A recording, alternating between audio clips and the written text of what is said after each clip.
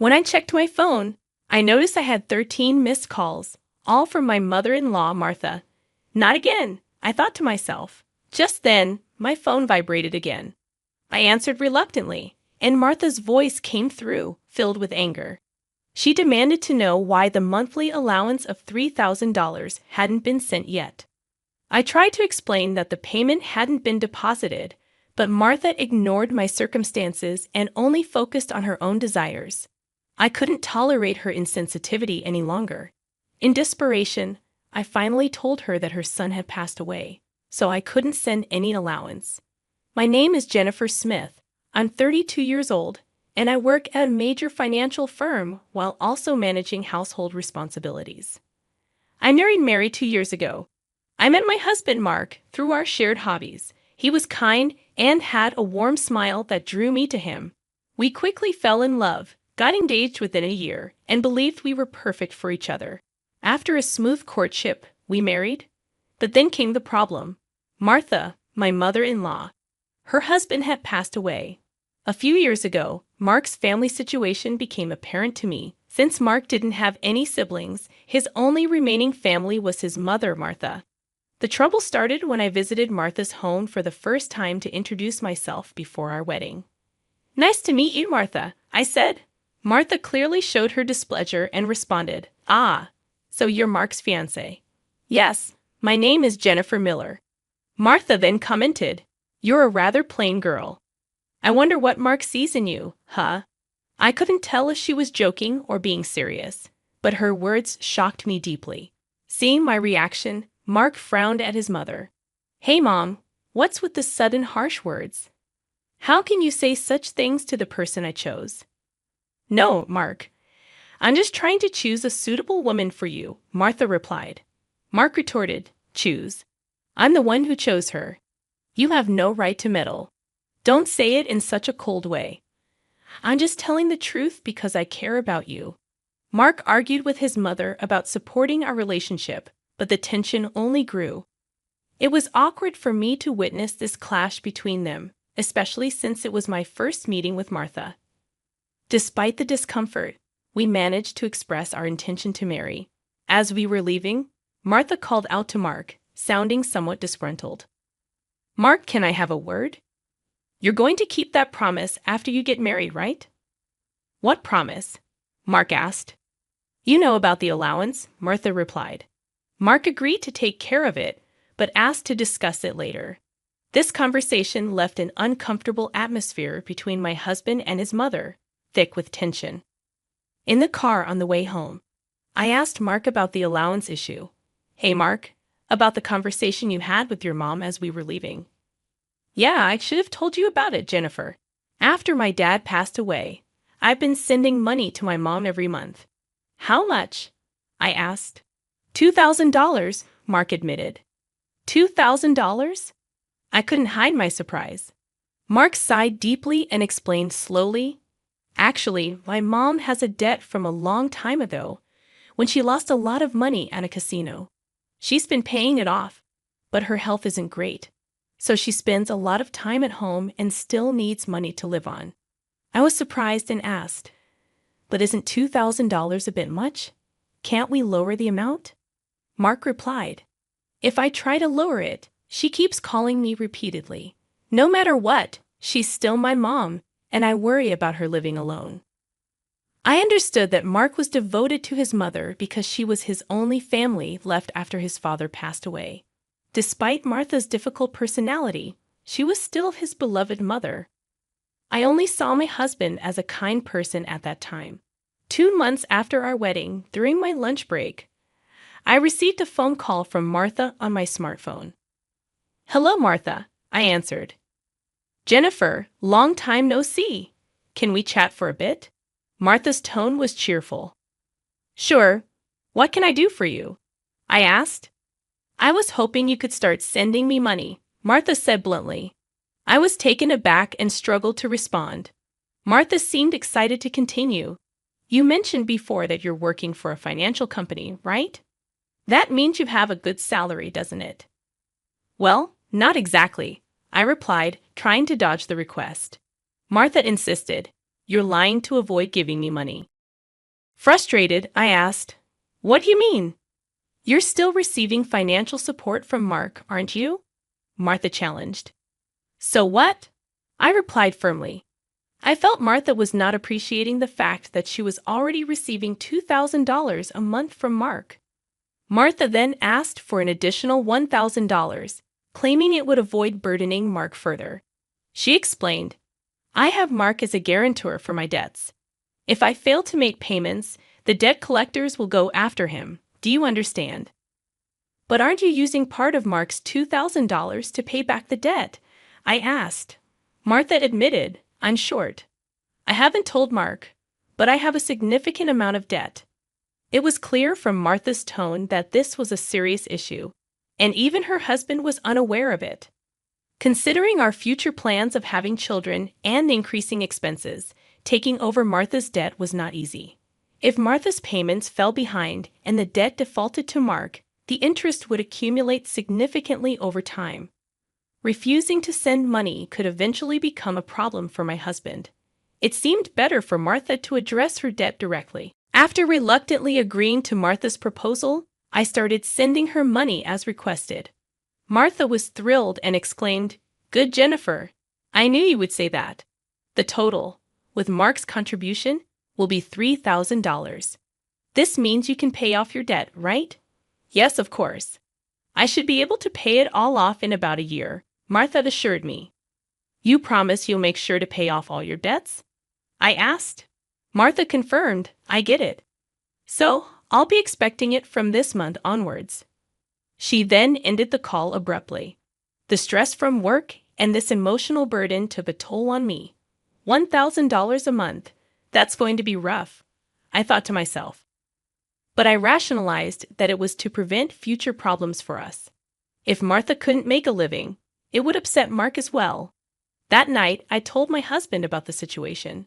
He told me I didn't have to do this, but I had already given my word to Martha, believing it was a decision made for our future well-being. Mark expressed his gratitude and understanding, although he looked sorry throughout the conversation. Time passed, and 2 years later, we were still transferring $3,000 every month to Martha. Unexpectedly, Mark fell ill about 2 months ago and has been unable to work. He's receiving disability benefits, but they are much less than his previous salary.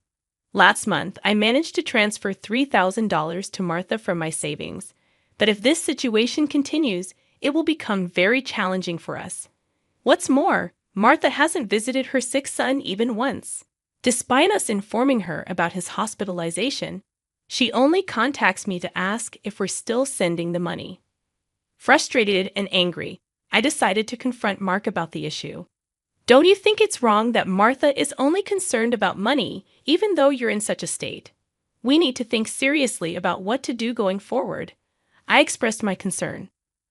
Mark agreed, "Yeah, I've been thinking the same thing. I don't want to put more strain on you, Jennifer. This month, too, she's been bombarding me with calls and messages asking if we've sent the money yet. Are you serious? How can she only think about money when her own son is sick?" Mark's face showed anger and weariness. Then, as if he had an idea, he exclaimed with a sly grin, "That's it?" "What is it, Mark?" I asked, curious. "This is our last resort. I've come up with something. Something good for my mom," Mark replied cryptically. Mark suggested a plan that surprised me. Although it seemed inappropriate, it appeared to be the only way to make Martha understand. A few weeks later, Mark was discharged from the hospital, but Martha didn't reply to any of our messages. We decided not to inform her about Mark's discharge. Martha has been relentlessly demanding money, showing no concern for her son's well-being. While Mark and I were having tea, my phone buzzed with a message revealing 13 missed calls from Martha. As expected, my phone rang again, and it was Martha calling once more. "Hello," I answered, turning on the speaker so Mark could hear too. Martha immediately shouted, "Where's the $3,000 for this month?" "Excuse me, Martha. The money hasn't been transferred yet," I replied calmly. "I don't care if he's in the hospital or whatever. It's none of my business. You're working at a good place, right?" You must have plenty of savings. Hurry up and transfer it here, Martha demanded angrily. Then, unbelievably, she said something shocking. Listen, since you married Mark, if he can't pay, you have to pay me. Understand? If you refuse, I'll make you the guarantor. Got it? At that moment, something inside me snapped. Martha was openly displaying her greed without considering our situation at all. I had reached my breaking point with her. She didn't even try to reflect on her own actions.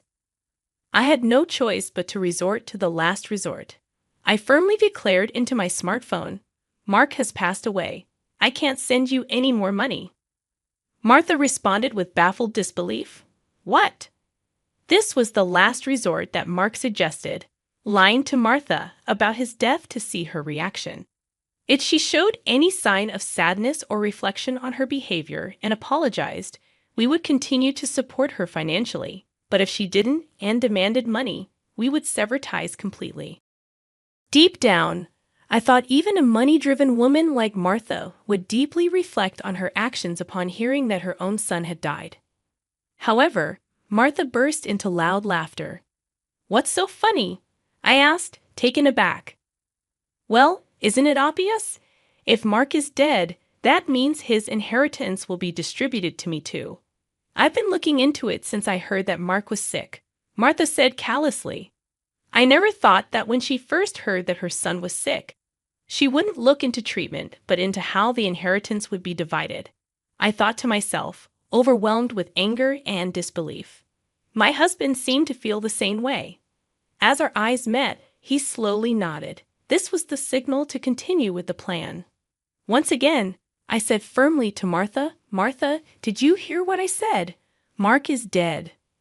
Martha's response was heartless, I heard. What about it?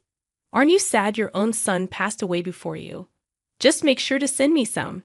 I won't let you get away with not doing it. With that, I hung up the call, feeling numb. I glanced at my husband, who looked visibly shaken and red with anger. Mark, are you okay?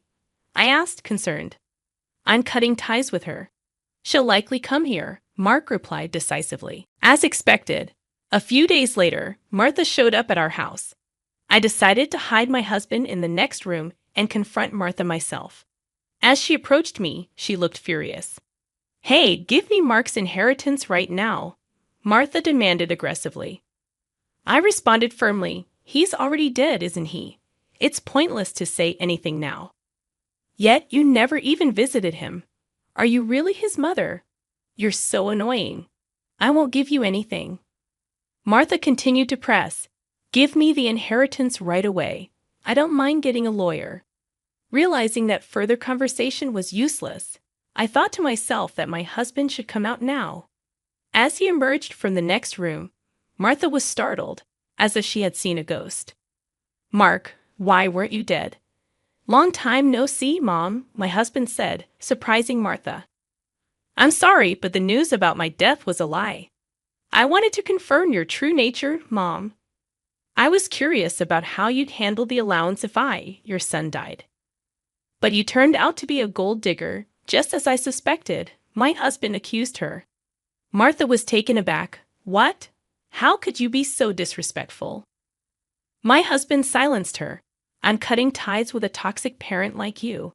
Martha was in shock, unable to comprehend that her own son was severing ties with her. What? What does this mean, Mark? Martha asked desperately. It means exactly what I said.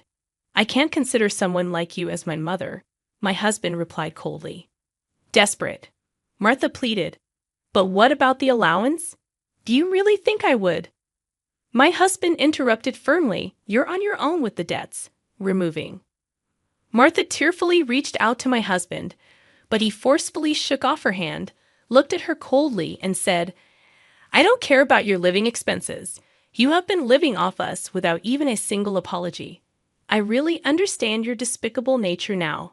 Don't you dare show up in front of us again. Martha begged, Wait, Mark. Are you going to abandon your mother? Ignoring her pleas, my husband grabbed Martha's arm, dragged her to the front door, threw her shoes and bag outside, and chased her out of the house. Martha made a scene outside for a while but eventually disappeared, perhaps unable to withstand the scrutiny of the neighbors. She tried contacting us multiple times, but we ignored all her attempts. We blocked Martha's number and finished moving. Regarding the matter of co-signing for the debts, it became invalid since Martha had made Mark the co-signer without his consent. Therefore, he was not responsible for her debts. Without the allowance from us, Martha seems to be leading a miserable life. It's only natural since she had been using the allowance for her gambling habits instead of paying off her debts. She still has a mountain of debts and is chased by debt collectors every day. Unable to gamble anymore, she seems to be working from dawn to dusk. It's unlikely that she will be able to pay off her debts completely, and she will have to keep working until she is unable to move. As for us, we are enjoying fulfilling days in our new home. My husband's condition has stabilized, and he has returned to work. Moreover, there's a new life growing in my belly, and we're going to have an additional member in our family next year. From now on, we want to spend happy days as a family of 3.